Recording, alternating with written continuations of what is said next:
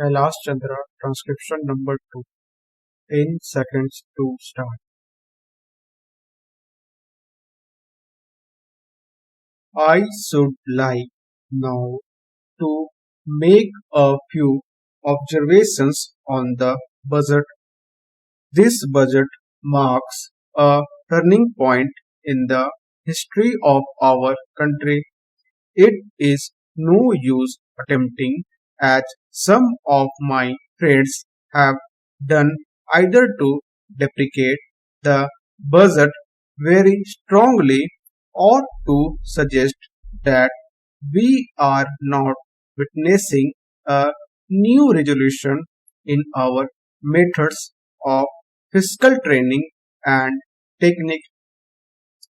I want it to be quite clearly pointed out to my friends that we are now facing the lean years of Indian finance.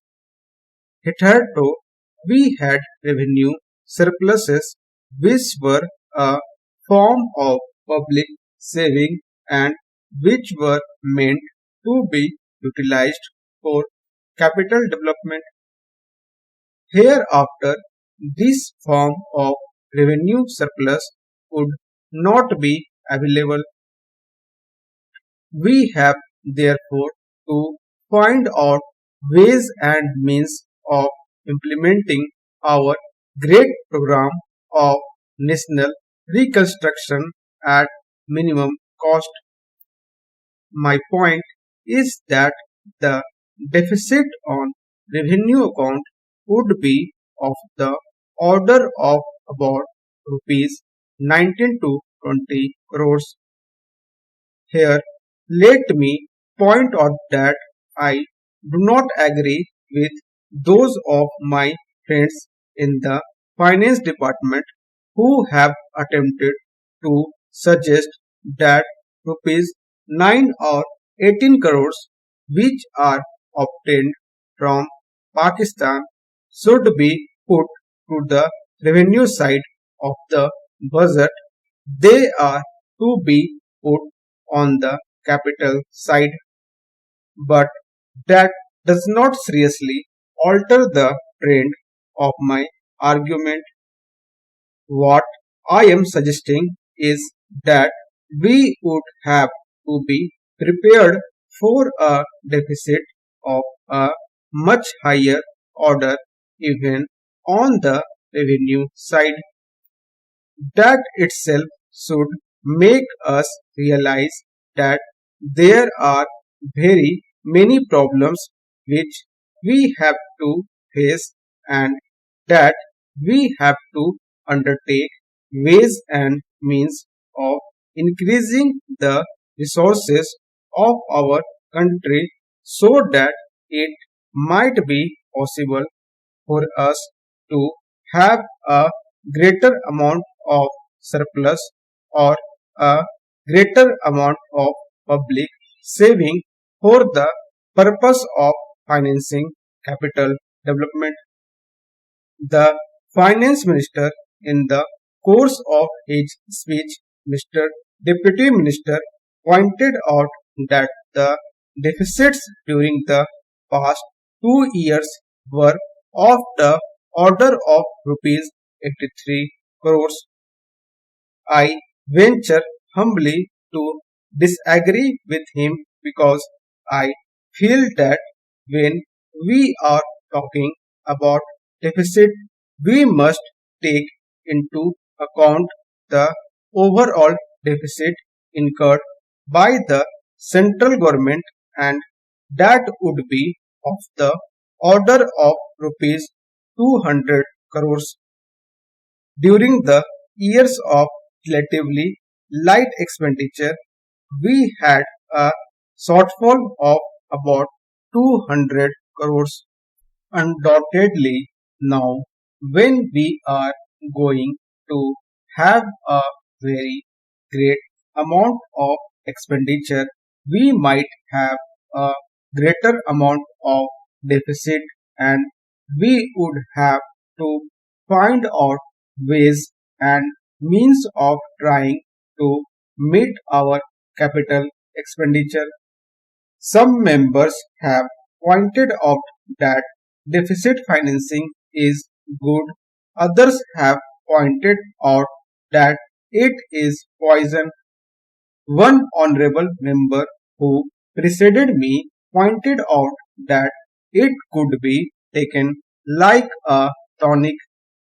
Now, I am not willing to enter into the merits of deficit financing or demerits of deficit financing in an academic spirit. The time has now come when we should face realities. I do suggest that we have to indulge in deficit financing because without indulging in deficit financing, it would not be possible for us to indulge in capital expenditure on such a large scale. But when we are talking of the scope of deficit financing, I would like to place before the House and the Finance Minister the two great limitations which face us. The first limitation that faces us is that concerning the internal price level. The Honorable the Finance Minister referred to the cost of living. He said that he was going to keep a watch over the cost of living so that it may not shoot up within a short period and make a mess of the plans of capital development. But there is another limitation which has also to be borne in mind, a limitation which has not received as much notice as it should have done in all the discussions that have taken place on deficit financing.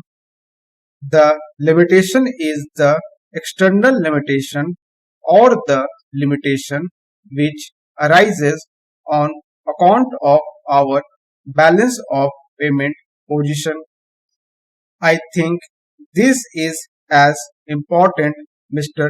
Deputy Speaker, as the internal price level, and I should like to elaborate that particular point a bit more because I feel that a time will shortly arrive when we might have either to reconsider our policy or might even have to leave the Sterling Club of which we are a member.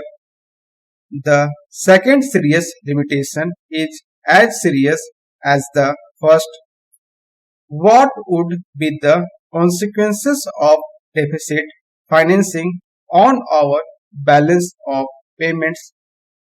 The finance minister in his budget speech points out that so far as the balance of payment position is concerned, they have now, whether it is by accident or design, a favorable balance, and they have contributed about rupees 63 crores to the dollar pool during the past 6 months.